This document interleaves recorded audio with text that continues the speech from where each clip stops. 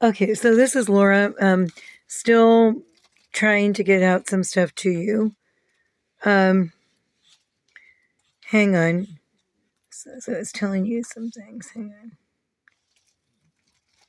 Gestapo was the secret police force that loomed over Nazi Germany like a dark shadow. Established by the order of Hermann Göring, and Gestapo was the secret police force that loomed over Nazi Germany like a dark shadow. Established by the order of Hermann Göring and Heinrich Himmler, this organization worked to eliminate anyone who opposed the Nazi regime mercilessly. It had an army of 45,000 agents in the days when the war intensified. This is the Gestapo, which carried out inhuman tortures in concentration camps, tried to escape from the cause of justice at the end of the war. Some were caught, some disappeared. Gestapo also used the people for their dirty games. To create civil resistance against the enemy. Gestapo was the secret police force that loomed over Nazi Germany like a dark shadow. Established by the order of Hermann Göring and Heinrich Himmler, this organization worked to eliminate anyone who opposed the Nazi regime mercilessly. It had an army of 45,000 agents in the days when the war intensified. Gestapo, which carried out inhuman tortures in concentration camps, tried to escape from the cause of justice at the end of the war. Some were caught, some disappeared. Gestapo also used the people for their dirty games. To create civil resistance against the enemy. Gestapo was the secret police force that loomed over Nazi Germany like a dark shadow. Established by the order of Hermann Göring and Heinrich Himmler, this organization worked to eliminate anyone who opposed the Nazi regime mercilessly. It had an army of 45,000 agents in the days when the war intensified. Gestapo, which carried out inhuman tortures in concentration camps, tried to escape from the cause of justice at the end of the war.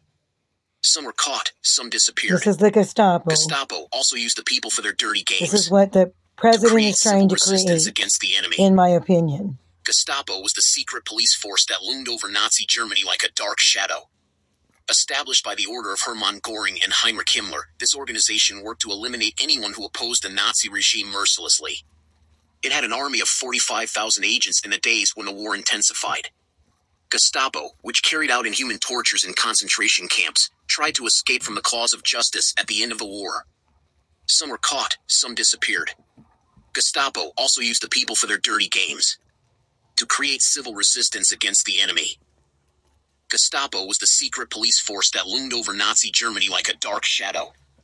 Established by the Gestapo was the secret police force that loomed over Nazi Germany like a dark shadow. Established by the order of Hermann Göring and Heinrich Himmler, this organization worked to eliminate anyone who opposed the Nazi regime mercilessly.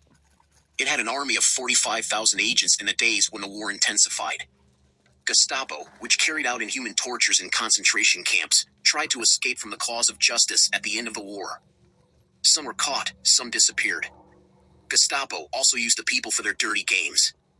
To create civil resistance against the enemy. Gestapo was the secret police force that loomed over Nazi Germany like a dark shadow. Established by the order of Hermann Göring and Heinrich Himmler, this organization worked to eliminate anyone who opposed the Nazi regime mercilessly.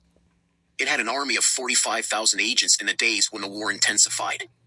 Gestapo, which carried out inhuman tortures in concentration camps, tried to escape from the cause of justice at the end of the war. Some were caught, some disappeared. Thank you. Okay. Gestapo also used the people for their dirty games. That's, I think, good. To create civil resistance. All right.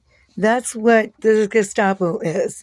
And in my opinion, that's what the president is trying to do. He's trying to be a dictator, a tyrant, tell everybody what to do, dictate what you can and cannot do, tell you this and tell you that, and enforce it through being cruelty, trying to force people to do what they don't want to do against their will. This is a tyrant. This is a dictatorship. He's a dictator, and this is a dictatorship.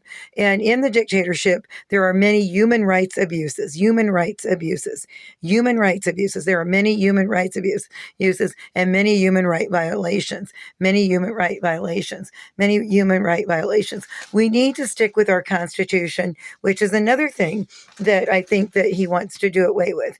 As soon as he got inaugurated, they asked him if he would uphold the Constitution. He said yes, he would.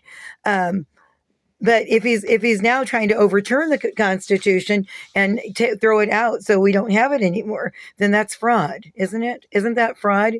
Isn't that fraud? Him telling them that he was going to do this and when he was sworn in, but then not doing it now and then trying to topple over the Constitution. So anyway, another thing is other ways to protest this president. We're looking for more ways. The protesters are protesting out there on the streets. Over all 50 states, they've been protesting. They've had probably more than 100, at least 100, probably 111,000 people out there. Another thing that can be done, I was thinking, is to protest by not with having private businesses, not allowing him into your private business, and not allowing him and the Musk guy into your restaurants, into gas stations, refusing him food and services, stores, shutting down, telling him that he can't use your store, he can't shop, he can't buy groceries at your store, he can't buy stuff at your shopping center, he can't buy gas. Boycott him by not allowing him and the other guy, the Musk guy, to refuse him food and services. I heard he got refused out of some kind of a game or something. People wouldn't let him come in. I would. You can add that to the boycott. Just do not let him come into your business, your privately owned business. Whether it's a restaurant, gas station, food, deny him food, restaurants, gas, and services, I would think, to add that to the boycott against this president as well.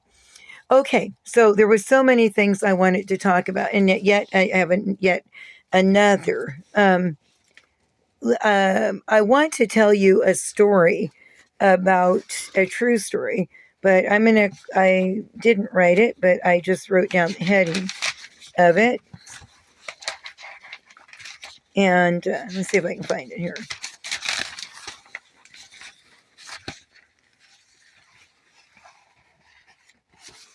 Okay.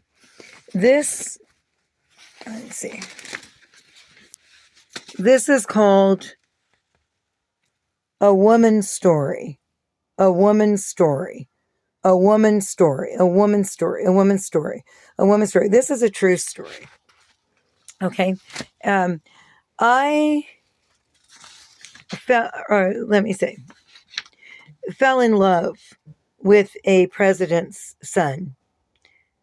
I fell in love with the president's son, and it was first, we met him on stage. I was at an old man's house watching after he had gotten elected, and there was like stars, like, they say when you fall in love, there's like firecrackers. But only thing is, they say on the twin flame journey that you meet your true love in strange and weird places. Well, he was only 10 and I was 52, but we knew that there was something unusual about our meeting, because there were like lights that we saw, like magic, kind of like through the eyes and stuff like that, like angels' lights went through our eyes and went through us. And so I never saw the young man, whatever you want to call him, for like 6 years. And I put an ad on my YouTube show when I started, and I said I was looking for a husband. Well, lo and behold, his family sent me all these pictures of wedding dresses and all this kind of stuff. And this young man seems like from his mother, sending me the songs like "Gimme, Gimme, Gimme a Man After Midnight" and all kinds of romantic songs. I'm like, oh no, it can't be about me. I'm so much older than him. It can't be about me. And I'm noticing this first when I'm at a gas station, and I'm seeing this, and then I kind of brush it off, and I see it like 2 to 4 times, and I brush off.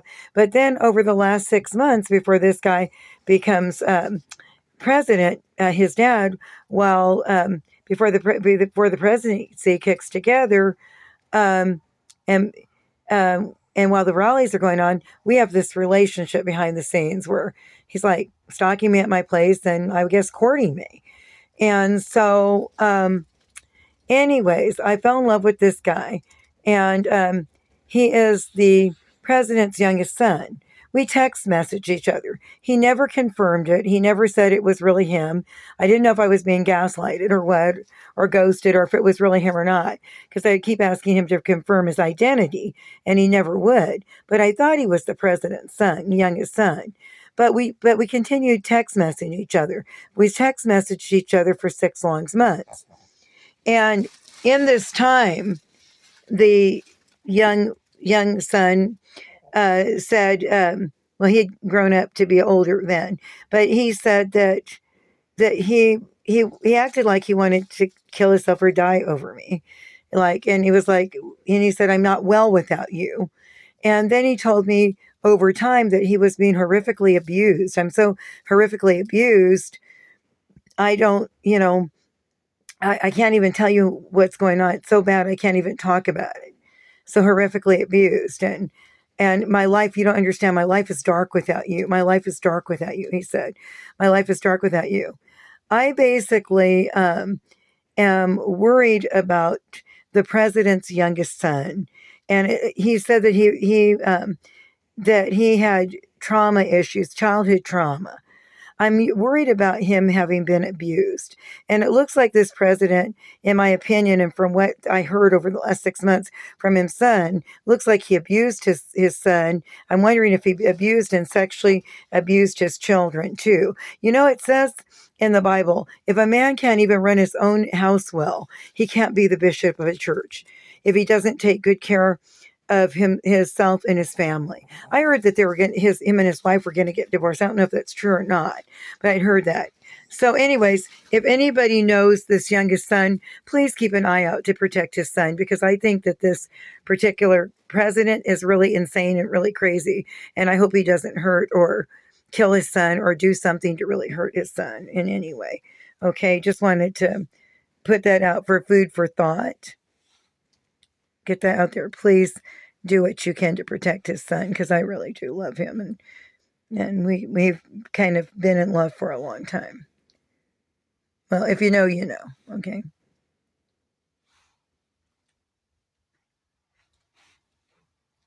The Gestapo was the secret police of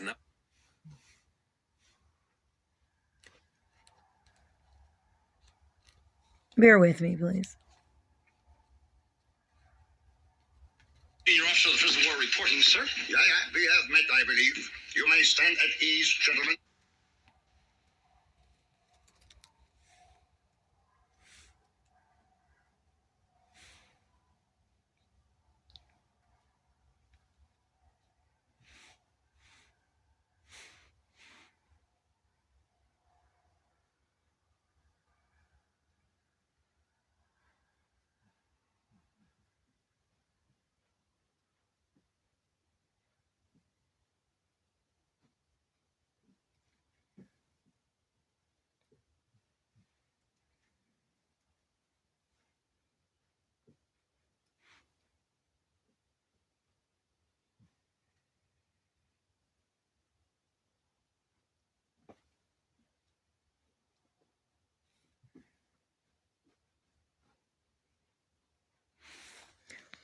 The psychiatrist say that he's unfit. The psychiatrist I talked to, and there was about quite a few of them.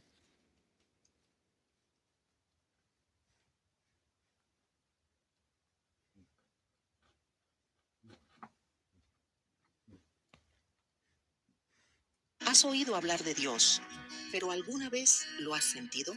Puede que te preguntes si Dios realmente... A patient said to a psychologist, I'm going to go home and murder my girlfriend.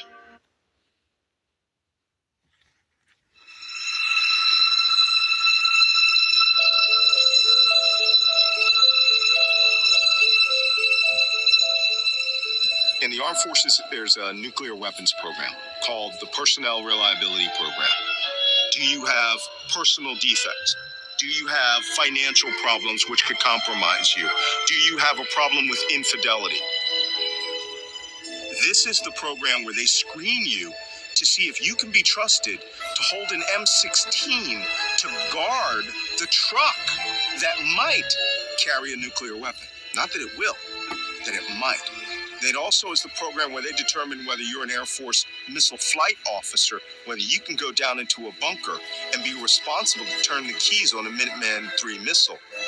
The chairman of the Joint Chiefs of Staff. That is an entire scaled evaluation program that shows your personal reliability to carry out your orders and to do the highest risk things Like fly a B-52 bomber or a B-2 bomber and drop a nuclear weapon. The President of the United States doesn't have to meet any of these parameters, none of them whatsoever, because the electorate choosing you clears you into all of these programs. We have a president of the United States who was duly elected. He was put into office given the great faith of the people who voted him in. I, Donald John Trump, do solemnly swear. I, Donald John Trump, do solemnly swear. And if we look at the great presidents of the United States, there's one unifying thing. They maintained the continuity in how the Constitution was upheld and defended. So help me God. So help me God. Congratulations, Mr. President.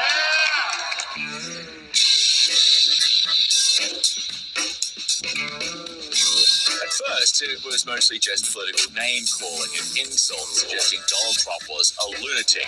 This man is a pathological liar. Guarantee I have a vocabulary better than all of them. Most of them, I know I have an IQ better than all of them.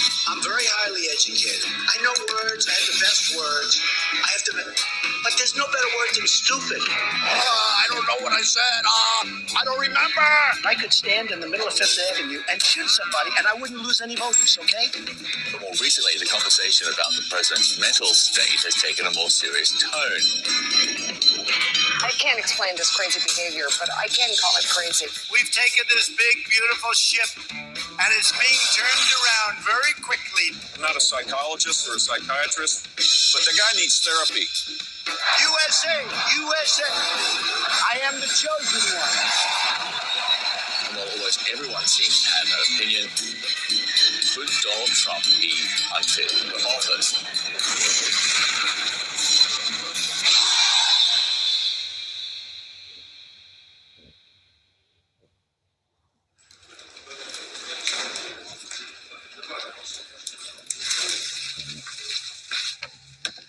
Good evening. Thank you guys for coming. I know our first official press briefing is going to be on Monday, but I wanted to give you a few updates on the president's activities. But before I get to the news of the day, I think I'd like to discuss a little bit of the coverage of the past 24 hours.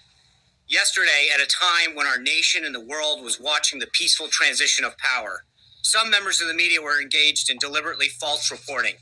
Photographs of the inaugural proceedings were intentionally framed in a way, in one particular tweet, to minimize the enormous support that had gathered on the National Mall. No one had numbers. This was the largest audience to ever witness an inauguration, period, both in person and around the globe.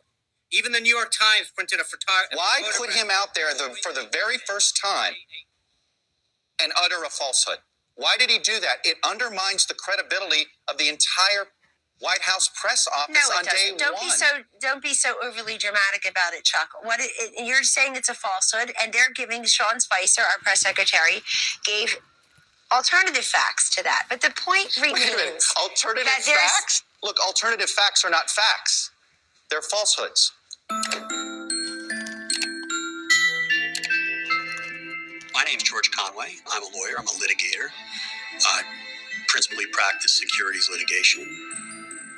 I've argued appeals, including a big case in the Supreme Court. My wife was Donald Trump's campaign manager, and now his counselor to the president. And he said a lot about this since. I was a Republican since probably about 1980 when Ronald Reagan was elected president. I voted for Donald Trump in 2016, and I almost took a job in the Justice Department myself to run the civil division of the Department of Justice. Donald Trump wasn't my first choice among the Republican nominees, but I was hopeful that he would calm down and get better as time went on.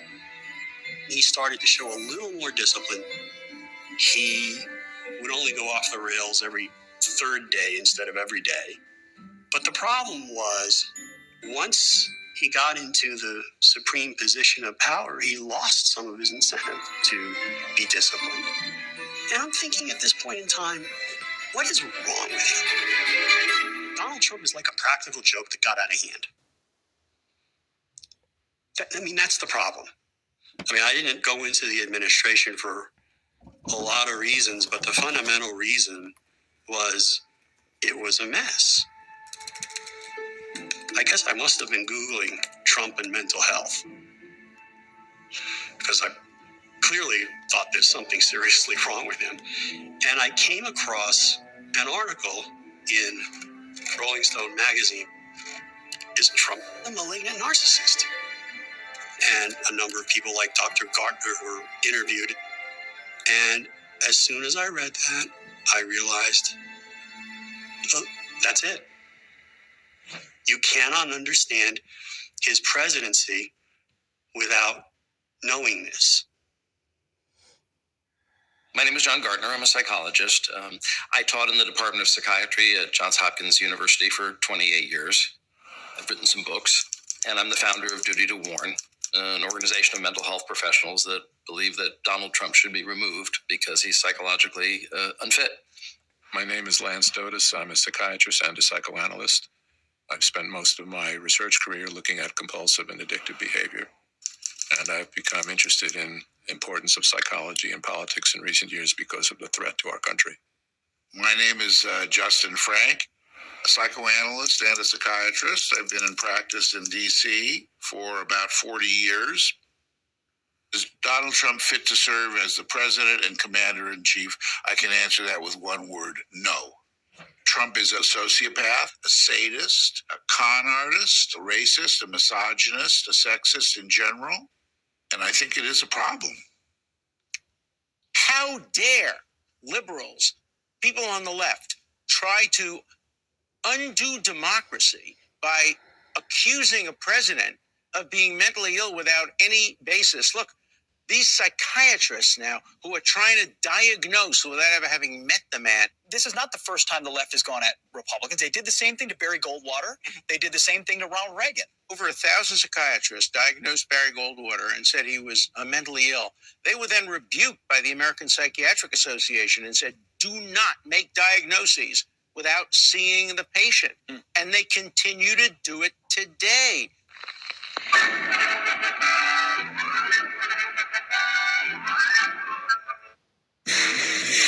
The Silverado Trail Boss, and the suspension to make it a not so rocky road. Okay, I think that I can turn it off there because I don't know how much time we've got. But I think that you see what I'm saying. But psychiatrists have said that the president is mentally ill, okay? That he is unfit to... What they're really worried about is the fact that he has bombs. That he has, not bombs, but he has the controls to the bombs, push the button, and it can destroy the whole world. They think that he is unfit to be in that control room because he always wants to get even with people. Now, I had, as I said, a relationship with a president's son during the rally period before he became president. And it appeared that this president was jealous of me and his son's love for each other because we had pure love. And I'm not sure that he had that in his marriage.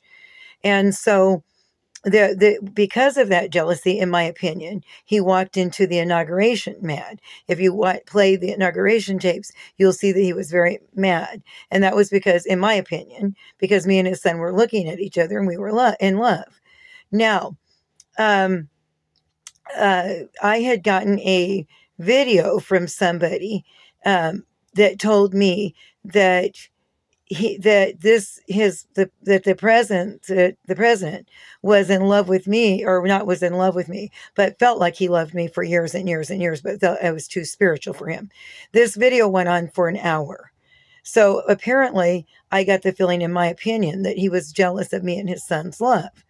So I feel like, because there was a personal connection here for me with these people before the presidency, during the rally period, before he became president again.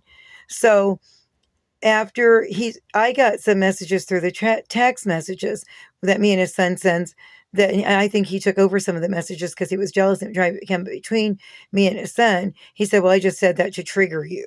But he was saying things like, well, this is going to be the end of the world. I think the end of the world is coming soon. As soon as he got in office.